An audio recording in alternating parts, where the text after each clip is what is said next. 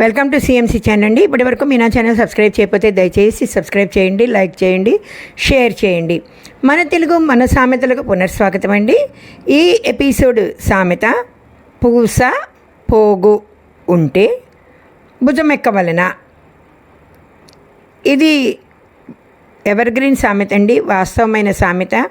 ఒక రకంగా చెప్పాలంటే వ్యంగ్యమైన సామెత. మనకి అర్హత అనేది మినిమం క్వాలిఫికేషన్స్ ఉంటే మినిమం అర్హతలతోటి మనం భుజం అంటే ఒక రకంగా చెప్పాలి అంటే అగ్రస్థానాన్ని పొందటానికి ప్రయత్నం చెయ్యాలా అని మా సిఎంసి ఛానల్ వారి అభిప్రాయం. ఖచ్చితంగా చేయొచ్చు.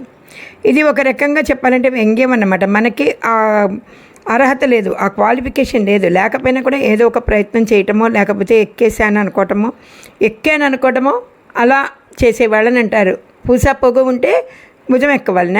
ఆ మాత్రం దీనికే నువ్వు వచ్చేసి నెత్తి మీద కూర్చుంటావా అని. సరే, షరా మామూలే. మళ్ళా మనం సుబ్బలక్ష్మిని సుబ్బారావుని తీసుకొచ్చేద్దామండి. సుబ్బలక్ష్మి సుబ్బారావు భార్యాభర్తలు, ఒక మధ్యతరగతి కుటుంబీకులు. సుబ్బలక్ష్మి అత్తగారు సుబ్బయ్యమ్మ. ఆవిడే వాస్తవంగా మాట్లాడే మనిషి. కొంచెం నొచ్చుకున్నా కూడా ఎవరైనా అవతల వాళ్ళు ఆమె ధోరణిలో ఆమె ఉంటుందన్నమాట. అవతల వాళ్ళని మెప్పించాలని ఎప్పుడు చూడదు.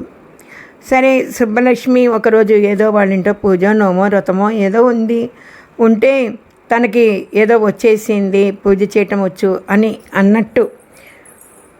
కొన్ని ఇళ్లలో ఎలా ఉంటుందంటే అత్తగారు ఏం చెప్తే మనం అది చేస్తే బాగుంటుంది అని.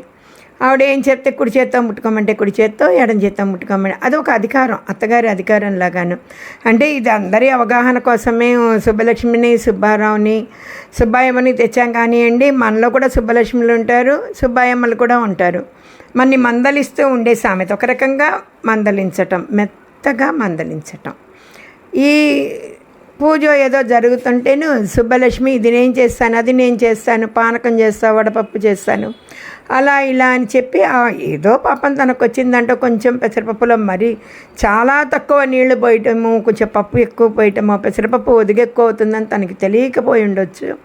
అలా చేయటము చేసిందన్నమాట పూజకి.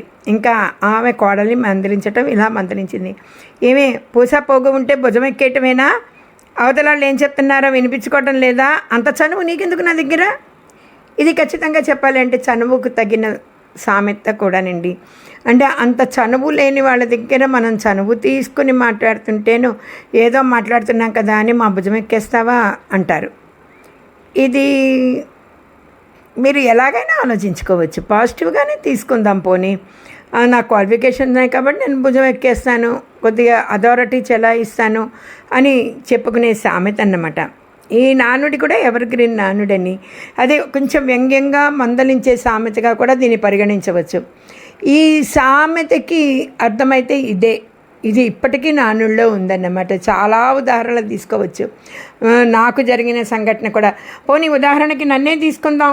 ఏదో యూట్యూబ్లో నాకు వచ్చేసింది, నేనేదో పెట్టేస్తున్నాను, నేనే బాగా వచ్చేసింది అని ఏ సబ్జెక్ట్ పడితే ఆ సబ్జెక్టు తీసి పెట్టేస్తున్నాం అనుకోండి. అప్పుడు అనొచ్చు ఏదో ఆవిడకి పరిజ్ఞానం ఉంది, ఆ చేతిలో ఆ స్మార్ట్ ఫోన్ ఉంది కాబట్టి ఇలా వీడియోలు తీస్తుంది, పూసా పోగు ఉంటే చాలా అలా భుజమెక్కేయటమైన యూట్యూబ్ అని కూడా కొద్దిగా మనకి నచ్చని వాళ్ళు, అంటే మనం నచ్చని వాళ్ళు, మనకి అందరూ నచ్చుతారు. మనం యూట్యూబ్ మేకర్స్ కాబట్టి, క్రియేటర్స్ కాబట్టి మనకు అందరూ నచ్చి తీరాల్సిందేను.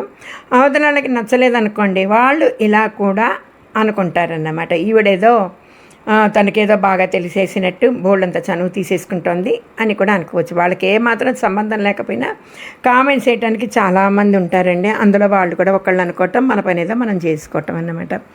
ఇది మీరు పాజిటివ్గానే తీసుకుంటే బాగుంటుంది. నెగిటివ్ కన్నా కూడా మన దగ్గర కొంచెం మీగరి నాలెడ్జ్తో కూడా, చాలా తక్కువ నాలెడ్జ్తో కూడా మన అనుకున్నది సాధించడానికి ప్రయత్నం చేస్తే ఆ భుజం ఎక్కడానికి తప్పు లేదనే మా సిఎంసి ఛానల్ వారి అభిప్రాయం.